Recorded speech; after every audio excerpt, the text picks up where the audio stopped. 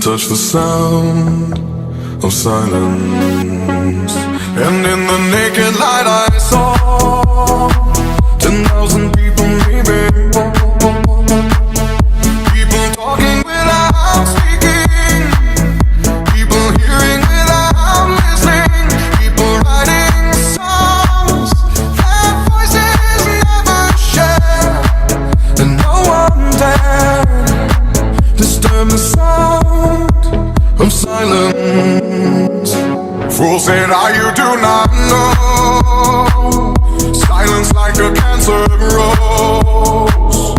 Hear my words and I might teach you. Play my arms and I might reach you. But my words, like silent raindrops, fell and echoed in the wells of silence.